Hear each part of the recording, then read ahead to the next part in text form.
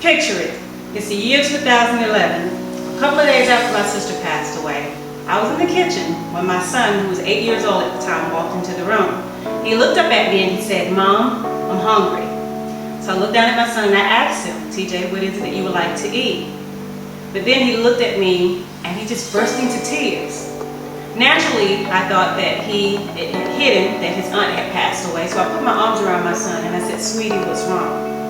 And through a couple of sobs, he looked at me slowly and he said, "Mama, please don't make me eat any more chicken."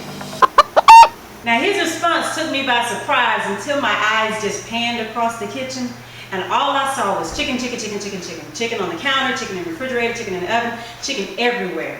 I don't know what it is about black folks, funerals, and chicken. So today I'm going to show you 7 things that you can give to a grieving family instead of chicken.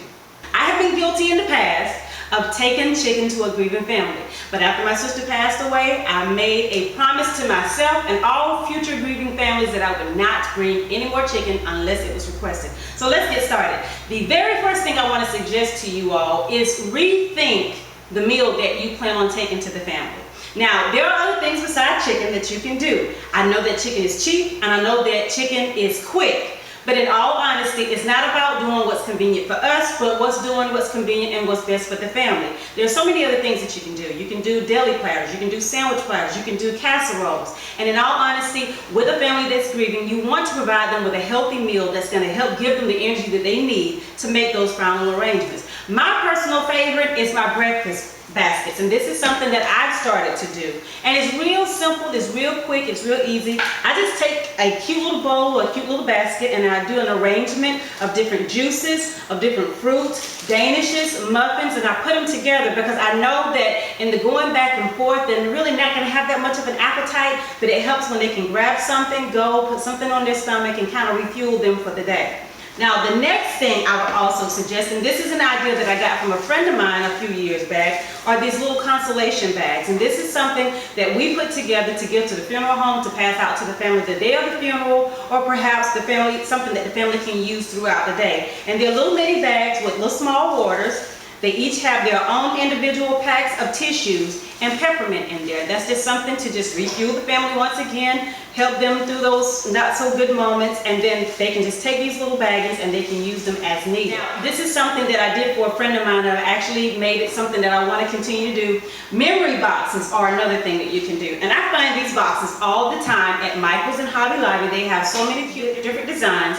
There's going to come a time when the family is going to have to go through their loved ones' things and their belongings, and they need a special place to keep those things. And so this is something that I just started doing. These are cute little boxes they can take to put pictures in, jewelry, any type of memorabilia that they have from their family members. I like to take it up a notch. I buy stickers and I Mod Podge their loved one's name on there, and then I give it to them. And this is something that they can use to hold those special treasures of their family members. Also, another thing that you can do is you can put together a paper products bag. I think we tend to forget that once the family starts coming in and traffic starts coming in, there's always a need for additional paper products. This bag right here costs a total of $11, the same amount as a bucket of chicken. So all it took was just some time to go through and put it in the basket and pay for it. So in this bag, it's quite simple. I have Dawn dish detergent. I have spray for that one relative that always has to go. You're gonna need it. And besides, when you get a whole bunch of people all up in one place, it gets a little ripe, so you're gonna need some air freshener.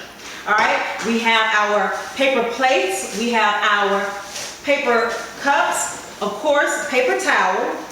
We have Kleenex. They can always use Kleenex. It's not so good of a time, so Kleenex always comes in handy. Trash bags. I have disinfectant wipes, and I have surface wipes for that one person that loves to spill stuff everywhere, so it's a quick cleaning solution. And tissue. You never can have enough tissue. Now, there are 2 other things that I would suggest that you take to the family, and this is something that, like I said, I kind of adopted, and I see where it really does make a difference.